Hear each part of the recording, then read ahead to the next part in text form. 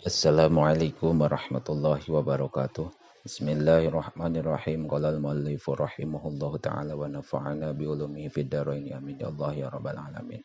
Adar susah disu ari pelajaran anu kagenep pola isyrona sareng 20 biduai eta tetep dina martelakeun ngadoakeun lil mayyiti ka mayyit wa shadaqati sareng shadaqah anhu ti mayyit wastana'i sareng ngalam alaihi ka mayyit. Qala ngadawu sallallahu ta'ala Gusti Allah ta'ala walladzina ja'u min ba'dihim yaquluna rabbana ighfir lana wa li ikhwanina alladzina sabaquna bil iman walladzina sareng ari sakabeh jalma-jalma ja'u anu datang ieu ladina min ba'dihim ti sabadana ieu jalma-jalma yaquluna anu ngomong ieu ladina Rabbana he pangeran abdi sadayana ighfir muga ngahampura Gusti lana ka abdi sadayana wali ikhwanina sareng ka pirang-pirang dulur abdi sadayana alladzina anu sabaquna miheulaan ieu ladina ka abdi sadayana bil imani kana iman wala taj'al sareng ulang ngajadikeun Gusti fi qulubina dina pirang-pirang hate abdi sadayana ghillan kana unek-unek lil ladzina ka jalma-jalma amanu anu iman ieu ladina Rabbana he pangeran abdi sadayana innaka sayaktosna Gusti raufun eta anu ulasan rahimun tur anu nyaahan warawa sareng ngariwayatkeun sa muslimun imam muslim an Abi Hurairah katampi ti Abi Hurairah radhiyallahu kang ridwan sallallahu Gusti Allah anhu ka itu Abi Hurairah anna Rasulullah sallallahu alaihi wasallam sayaktosna Rasulullah sallallahu alaihi wasallam qol eta ngadahu ya Rasul iza mata di mana-mana maut saha al insanu insan yang qata'a maka pegat naon amaluhu amalna ieu insan illa min salasin angin ama anu tilu shadaqatin jariyatin kahiji shadaqah anu ngocor au ilmin atawa ilmu yuntafa'u anu dialap manfaat naon bihi ilmu awaladin atawa budak sholihin anu sholeh yad'u anu ngadoakeun ieu walad lahu ka itu insan warawa sareng ngariwayatkeun sa Syekhani Bukhari Muslim an Anasin katampi ti Sayyidina Anas radhiyallahu kang ridwan sahallahu Gusti Allah anhu ka ieu Anas qala ngadauh ieu Anas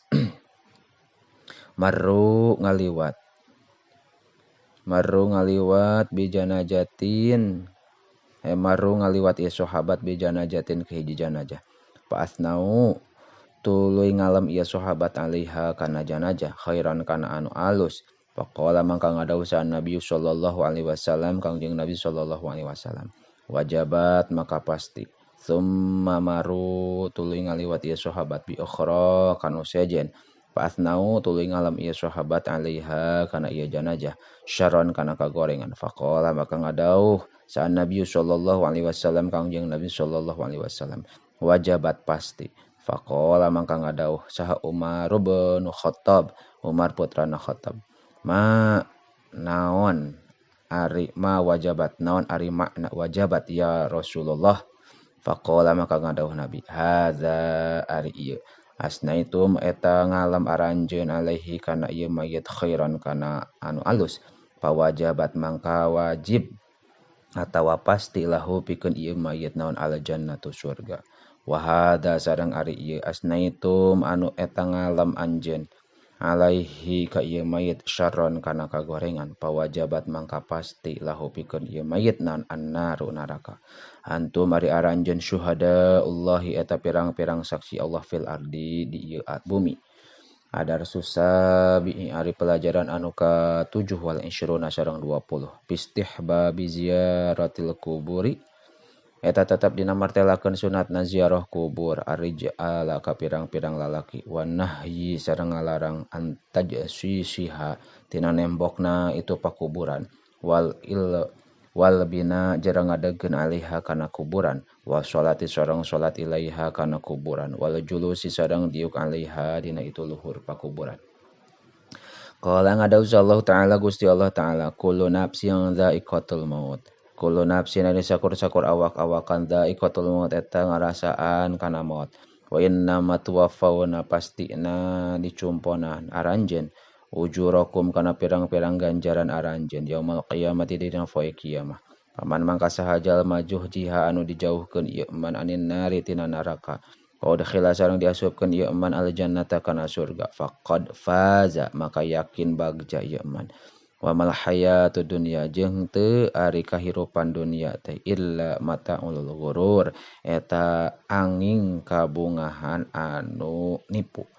Wa qala sareng ngadawuh sah Rasulullah sallallahu alaihi wasallam, untuk kabuktian kami nahaitum eta ngalarang kami an ziaratil kuburi tina ziarah ka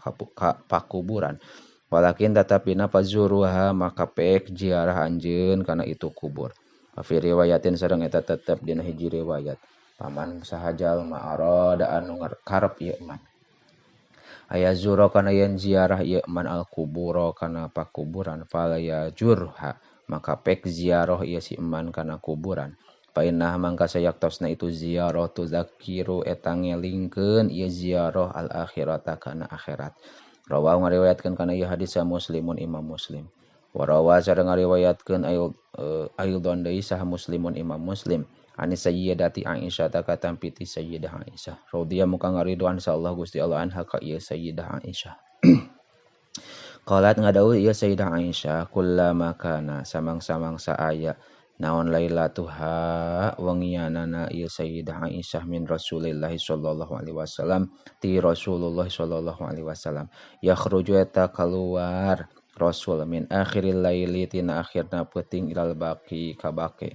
Fayaqulu maka ngadawuh Rasul assalamualaikum dara qaumin mukminin. Assalamualaikum ari kasalamatan alaikum eta tetep ka aranjeun dara qaumin mukminin he daerah kaum mukmin. Wa atakum jeung maparin ka Allah ka aranjeun maka na perkara tu'aduna anu dijanjikeun aranjeun kana emah. Godan dina poe isukan muajjaluna anu ditanggukeun. Wa inna sareng sayaktosna kami insya'a lamun ngarsakeun insyaallah Gusti Allah bikum ka aranjeun lahiquna eta anu nyusul kabeh. Allahumma ya Allah ighfir muga ngahampura Gusti li ahli baqi il gharqad ka ahli kuburan wake gharqad. Wa rawa sareng ngariwayatkeun sa Muslimun Imam Muslim am Jabirin katampiti Jabir radhiyallahu muga ngaridwan sallallahu Gusti Allah anhu ka Jabir. Qala parantos ngadawuh Jabir naha ngalarang sa Rasulullah sallallahu alaihi wasallam ayu jassoso kana yen ditembok naon al qabru kuburan wa ayu kaada sareng kana yen didiukan naon alaihi itu pakuburan wa ayubna sareng diadegeun naon alaihi itu pakuburan wallahu a'lamu bissawab.